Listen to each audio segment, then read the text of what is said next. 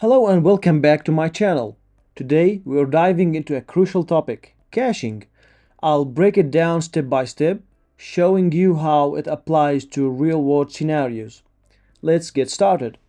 Okay, then what is the problem we are gonna be solving now? Yesterday I received a request from a client who uses an old legacy accounting system. This system includes multiple public APIs for tasks like making payment, receiving payment list, and more. The client needed a way to sync payment data with our system without directly modifying the old system. So, why do we need a solution here?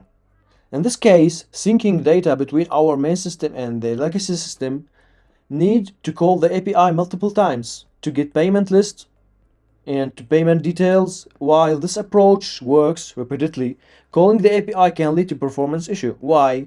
We have to call the get payments every time we get the list and every time we get the details. So, what is the solution here? The answer is simple: caching. In our system, we will be focusing now on get entities list with payment and get entity details with payment. And in each two separate features, we have to call this get payments. So, if we add a layer here, which is the cache, and remove the direct communication, first of all, our system will check if the payment exists on the cache, then we will retrieve them from here directly. Otherwise, we will be calling this payments API from the legacy system, store it in the cache, and the next time we will be retrieving it from the cache. Here we have to be aware about the caching mechanism. As we have a UUID for each separate entity, and this UUID is shared between two systems, so here's the solution. We will be making a separate cache key depending on this UUID. And then, when invalidating this cache, when a payment is made to this system, we have to invalidate only this cache for this separate or specific entity. And when a new entity is created in our system, we will be informing the another system by just invalidating or requesting just a one and the new entity. Great. As we made a general overview of our system and where the caching will be implemented, let's jump into the code and see how we can implement this code efficiently. Let's begin by implementing the caching mechanism. But first, let's take a closer look at the problem we are solving. Here we have this first API, which will get the list of worksites. The worksite is the entity here, and here we have the legacy system, and we are logging the API request. Let's start by hitting this API. Here we are implementing a pagination, so we have 5 items, so we have 5 calls. If we try again to hit this API, we'll be having another 5 calls. Here the details, let's start first, delete them. Okay, we have 1 call and another call. Great. Let's start by implementing the caching mechanism for our first API endpoint, which is the list. Here there's a function in the controller, and here we are calling this function from the service to get the data from the accounting system. How we get the data? We're making an API call to the system, and after grabbing this data, we're making some normalization. So first of all, I want to show you that I'm using a Redis as a cache store. Okay, great. Let's start implementing the cache for this function. Here's the logic that is grabbing the data from the third party. We have to put a cache here, and remember, we need a key here for sure, and we need a TTL time. Okay, and we have here a closure function. Okay, great. And inside this we have to put, okay, let's make it here more prettier. And here the function, we have to put this function, all this logic inside this function. Okay, great. What is the key here? The key is about making something special for this worksite. So let's start by making this helper. Here I will make a helper sorry, which is cache helper. I will tell you in a minute why I'm making it like this helper. Okay, this helper will have two methods. First method is generate a cache key. This cache key will take two parameters, which is the tag, which is string, and another one is the key, which is maybe nullable for some cases. And what it's gonna be returned is a string. Okay, here if we don't have a key, so we just return this tag, and we'll make a hash here with SHA algorithm, and here with the key, and otherwise we'll return only the tag. In some cases we need this thing. Okay, the another function we have to be making here is flush the cache. Okay, also we have here, sorry, a string, which is the tag, and here we have the key.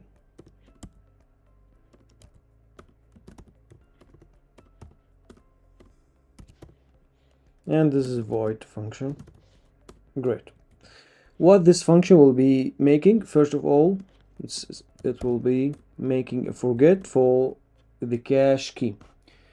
Okay, what is the cache key here? It's not the key here. It's the key from the generate cache key. So we have to call the cache key, and then this, the generate from cache from tag and key, and this cache key will be passing to this forget function. Let me make some. Okay, great. Okay, and I will be making it just as a dependency here. Okay, great. This cache helper, and we'll generate a key. We need a tag here for sure and a key. Okay, the tag here will be related to our general purpose of this function, which is work site payments. Okay, it's a general one. And what is the key here? It will be the worksite UUID, as we mentioned before, because it's a unique ID and it's shared between the two systems. So here we have to pass the tag here, and we have to pass, which is a tag here. We have to pass the key, which is the key. Great. What is the TTL? We have a define it in the enum. Okay, here, which is a TTL and getting a value. Okay, great. Here, what is the problem? Cannot use an option after. Okay, sorry, here's the callback. Okay, and here the worksite is not defined inside this, so we have to make the use for the worksite. Okay, awesome. Okay, we forget here to make the return statement. Great. Here we are making a cache, and let's try by testing this. First of all, it's clear here. Let's get back to our testing for the get list. Okay, this is okay, and we have 5 API calls, and let's get and hit it again. Okay, great. No more hits for this API. Great. Let's test the details as well. Okay, no API calls because this ID is of this worksite is called here while we are calling the API for the list. Okay, now let's talk about creating a new works site to see if we will hit the cache for the whole list or just for this one. Okay, let's start by creating this works site. Okay, great. And here we have a request because we have a payment. Okay, great. Now let's make a payment for a works site and show if when you're trying to get this works site details, shall we hit the cache or the accounting system. The payment is made. Okay, and let's get the detail of this works site here, which is ID 6. And okay, no calling for the system. What happened? When making this payment, we are not invalidating the cache for this specific work site. So we have to invalidate the cache to tell the system that there's a new record is created in the accounting system. So you have to grab this record from the original system, not from the cache. So let's start and implement this invalidating cache mechanism. Okay, this is the function who is responsible for creating a new payment for this work site. Okay, here after making the payment and making a sync payment to accounting, this function is responsible to sync this payment or send this payment to the accounting so we can get them after in the get list with payment. So here the thing that we want to do is to flush the cache related to this work site. First of all, we have to create a new instance from the cache helper and just to use the flush method. Flush cache. Here the tag it's work site payments. It's better to save it in enum, but for now, okay. And here the key is the worksite UUID. And that's it. Let's give it a try. Here we have to make a payment again for the worksite number 6. Okay, great. And this try to get the details. First, let me delete and try to get the details for the worksite 6. Okay, great. Now we are hitting the accounting system to get the data as we inform our system that the cache is invalidate now. Now let's try to call it again. So no more requests. Now it's time to test this feature. Our goal here is to verify that if the cache is valid, we avoid hitting third-party system and skip executing this logic. However, if the cache became invalid, we must call this logic. To improve clarity and maintainability, we can encapsulate this whole logic into a separate function. Doing so will make the code easier to read, write, and test. Specifically, it will simplify testing whether the function is invoked based on the cache state. Let's start by extracting this logic into the dedicated function, making the cache behavior more straightforward to test and understand. Okay, here we have to make some function. Okay, fetch payments. Okay, and we will just the whole callback logic will be moved to here. So we have to pass the worksite as a parameter and always the retain as a collection. And here we just want to make this fetch payments with worksite. Okay, great. Let's start by implementing those two test cases. First, it should fetch the payments from cache if it exists, so we don't hit the third party. The second one, it fetched payment with calling fetch after the cache is invalid. Okay, let's start by arranging some data in the before each. We have to fix or make the worksite UUID as a fixed one. Make it as test. work site. Great. And then we put the cache tag. We here worksite payment.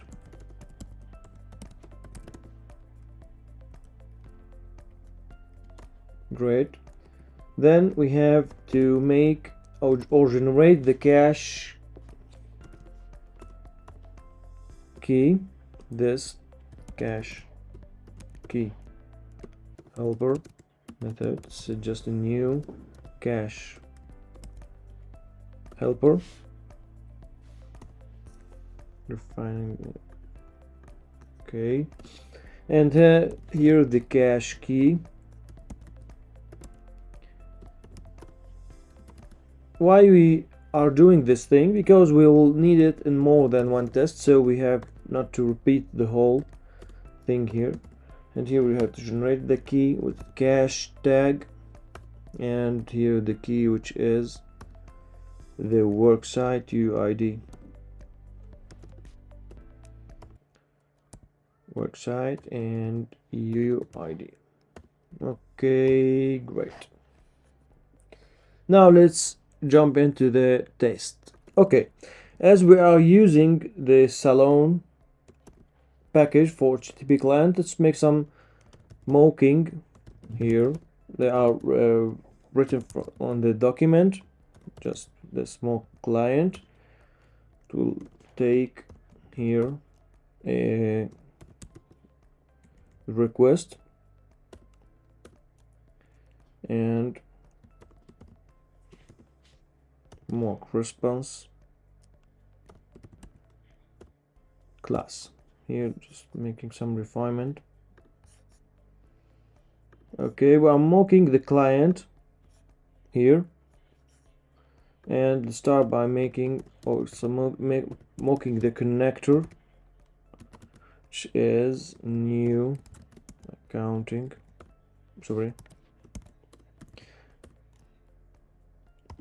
Okay, with mock client and this mock client. Okay, great. I'm mocking the connector, and this is not part of our tutorial today, so we don't worry about that. Okay, let's start by now arranging some arrange. Here we have arrange, here we have act, and here we have assert. Let's start by arranging some data. Let's make a collection of mocked payment, which is a collect, and it's just an array of, let's make an amount, which is maybe 200. Here we have a payment date, sorry, which is carbon now, and the format should be like y d, and here the hour and the minutes. Okay, great. And the last one will be the payment type,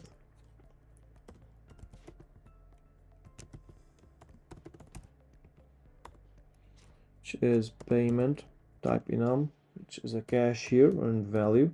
We're simulating a real response from the third party. Okay, how we simulate that the cache has a value. So when we are hitting or we're trying to call the payments, the system or the application will look first into the cache. So let's start by putting some data into the cache. We have to here put, and what's the first parameter, which is the key, and we have this cache key.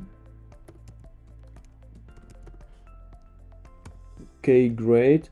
And the value, which is the mocked payments, and the TTL we can grab it from the enum. Just make it like this for now. Okay, now let's see how we can test if data is fetching from the cache or the third party. Let's go to the payment sync service. As we can see here, the constructor of this service contains two dependencies: the accounting connector, which we already mocked, and the cache helper. And the reason that we make this cache helper as a dependency is to ensure that the key or the cache key that is generated during the implementation or during the runtime for this function is the same that we are mocked in our test. Okay, great. So how or what is the logic or how we can test this cache mechanism? As we make or extract the whole logic of the fetching payment to a function, so if we partially mocked this service, so we can say if the service received this function, so the cache is invalid, and if this service not received this function, so the cache is valid, so we don't have to go and fetch the data from the third party. Okay, great. As we understand how the logic will be, let's jump to the implementation. Here, let's start by mocking partially the payment service.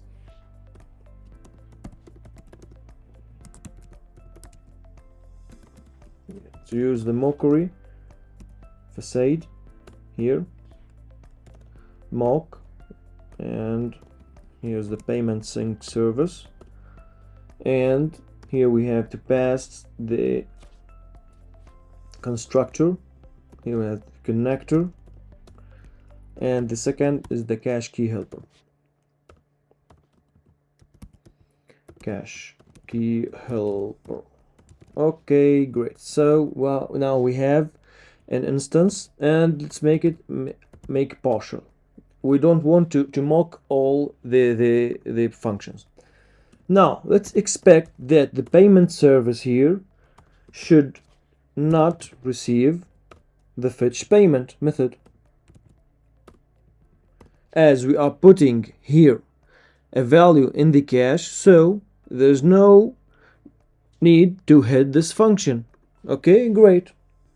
And then let's call the method here, make a response, just,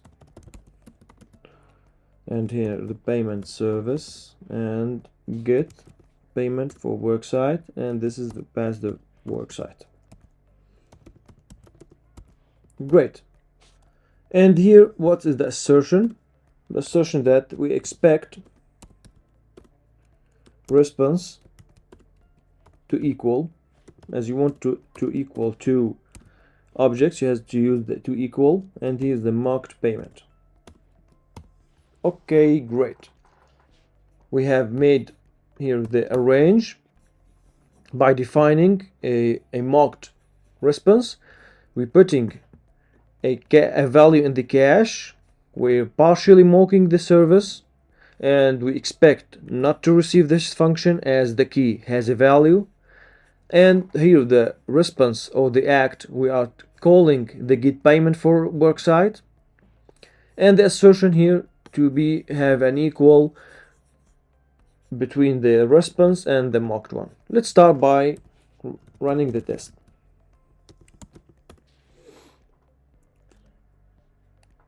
Okay, we have one failed. Okay, argument just must be a Salon fixture call mock client align. What is the problem here? It's a problem with the mock response. Okay, what is the problem here? We're just making new client. Okay, this is the problem here. We are not calling the make function. Let's start again. Okay, and we have two passed tests. The other is empty, just empty. Okay, here let's start, or let's make something here. Should receive this function, and maybe we'll call it once. So we are telling the test that you have to call this fetch payment in spite of the cache has a value. So we have now the test will fail. Okay, great. It's expect exactly one time, but it's called 0 times. So our test is working perfect. Okay, now let's go to the second test. Okay, let's start the second test, and let's copy from some boilerplate code from the previous test, although we can put them in the before each. Okay, now what is gonna be happened here? Here we have to test if the function fetch payment will be called if the cache is invalid. So we have first to invalid the cache. Let's forget the cache and sorry, cache key. We are telling the cache to be invalid, and then here we just get the payment service. Okay, and here we should expect to be called the fetch payment one time. Here payment service should receive the fetch payment. We have to pass here the data with this work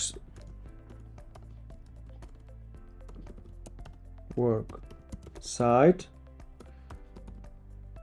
and return the mocked response, mocked payment, all or once.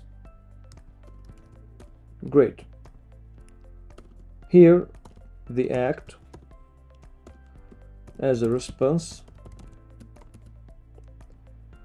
this payment service, get payment for work site. Here we have this work site.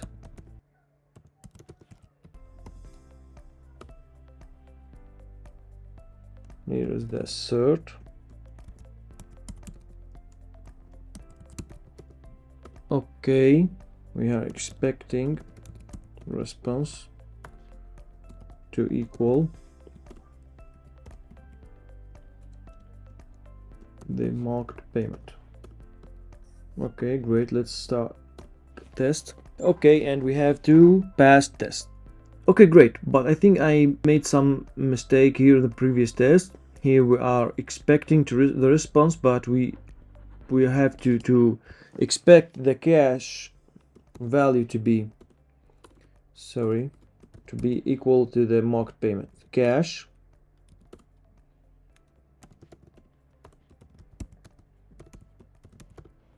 okay, and great. In this video, we implemented a caching mechanism to fetch data from a third-party API. We also made a real API call to demonstrate that the cache is functioning as expected. Finally, we created a unit test to validate our implementation and ensure everything is working correctly. Thank you for watching. If you enjoyed this video, don't forget to like, share, and subscribe. See you in the next video. Bye bye.